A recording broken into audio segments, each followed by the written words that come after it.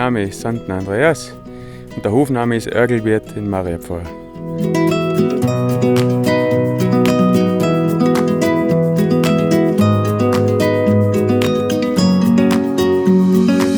Ja, es handelt sich bei uns um einen reinen Familienbetrieb. Vater und Mutter arbeiten genauso noch mit wie meine Schwester und ich. Wir haben den Betrieb vor 9 Jahren vom Vater übernommen. Vor eben 20 Jahren haben wir die Landwirtschaft wieder aktiviert. Die ist ungefähr 20 Jahre immer verpachtet gewesen. Und haben uns spezialisiert auf Schafzucht, eben Ponys zum Führen, zum Kinderreiten, Ziegen, Hühner, alles was es eigentlich auf dem Bauernhof sonst gibt. Die Gäste können auf unseren riesengroßen Spielplatz, im Bodeteich, das gesehen hast, oben rein, herunter zu den Zwergziegen, zu den Schafe, zu den Ponys, die können sie im Gehege anschauen, auch streicheln. Die sind rundherum natürlich eine freie Natur.